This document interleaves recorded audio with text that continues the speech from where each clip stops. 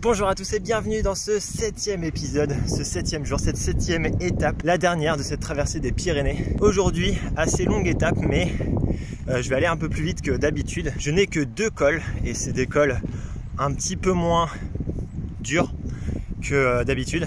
Le col de Palomère et le col de la Brousse, si je dis pas de bêtises. Il fait déjà très chaud dans les Pyrénées-Orientales, donc je pense que je vais devoir lutter avec ça et le vent. La tramontane qui souffle depuis hier. Et là je suis déjà dans les pentes du premier col. Autant vous dire que ça va être une bonne journée, puisque en fin d'étape je serai enfin au Cap Cerbère. Et ça franchement ça fait plaisir.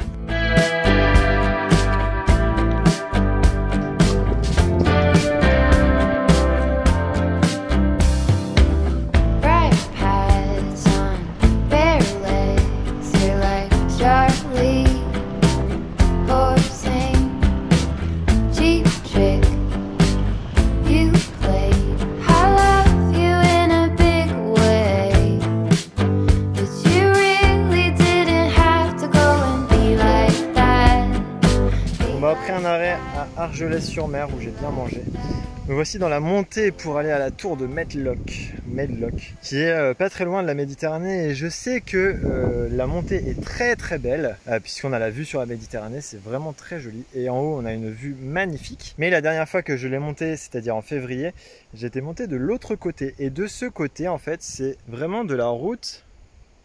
C'est même pas de la route, c'est un espèce de sentier de vigne vraiment tout pourri, limite gravel, qui monte jusqu'à 20-21%. Là je viens d'avoir une portion et c'est juste pas possible avec le chargement. Donc j'ai monté à pied. Donc je pense que je vais aller à l'objectif final, vraiment. Cette fois-ci c'est le Cap Cerbère. Je vais prendre la grande, tant pis. Ça va pas être super beau. Ça va pas être hyper idyllique comme ça, là, à l'ombre des... Je sais pas, c'est quoi, c'est un olivier ça? J'ai juste une envie là, c'est d'être au frais et j'ai l'impression que je vais pas trouver de frais avant un bon petit moment. Donc bon, je vais prendre sur moi, je vais essayer de me rafraîchir comme je peux à l'ombre ou dans la mer et puis bah voilà quoi, pas trop le choix. Bon bah on se retrouve au Cap Cerbère du coup, hein, en espérant qu'il n'y ait pas d'autres péripéties d'ici là, enfin j'espère pas. Allez, on est parti.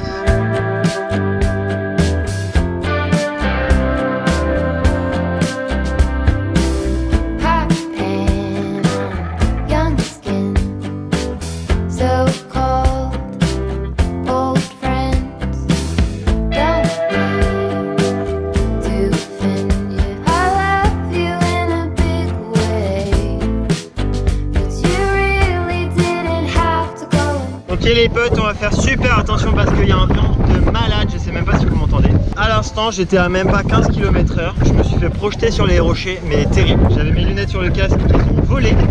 Heureusement qu'il n'y avait pas de précipice, sinon bah ciao les lunettes. Bon, je vais prendre une vidéo au cas où je meurs, comme ça me prouvera que c'est pas de ma faute, mais plutôt de la faute du vent.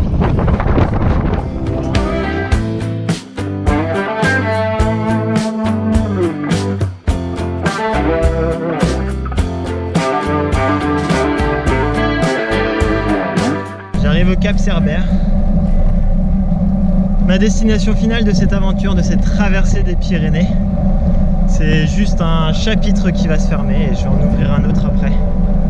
Dès demain d'ailleurs.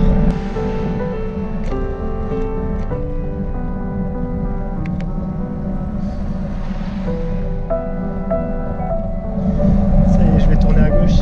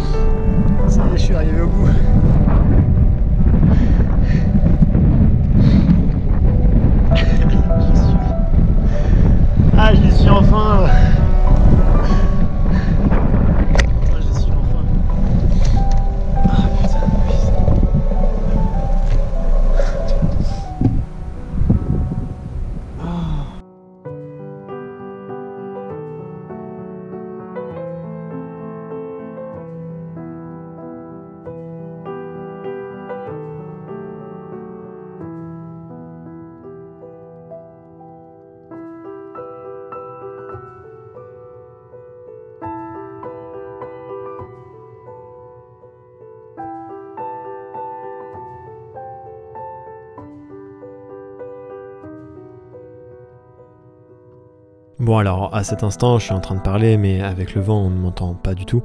J'étais en train d'expliquer que je finissais enfin ce chapitre de la traversée des Pyrénées et que j'entamais le nouveau, celui d'aller jusqu'à Menton, mais de passer à Toulon, voir Seb et Alban, des amis que j'ai rencontrés l'année dernière, en faisant le tour de l'Islande en stop.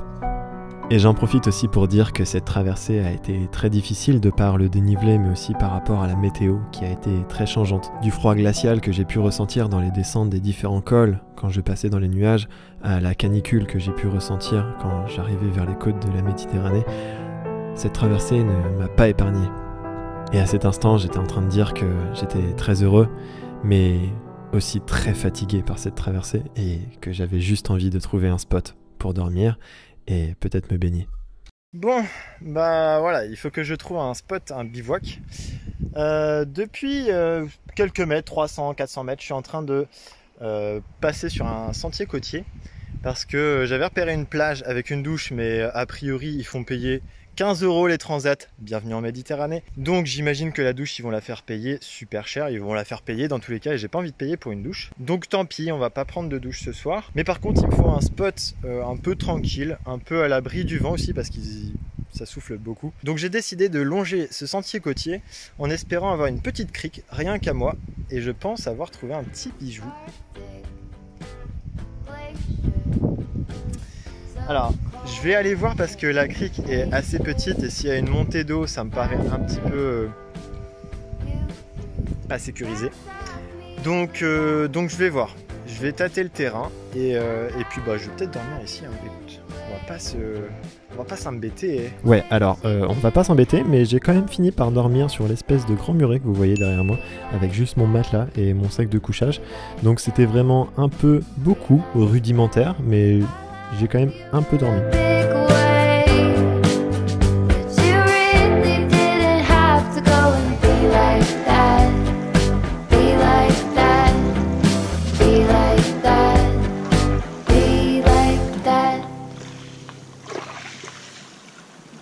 Donc voilà, c'en est fini pour cet épisode 7, cette fin de la traversée. Comme je vous l'ai dit, le prochain chapitre, c'est de rejoindre Toulon.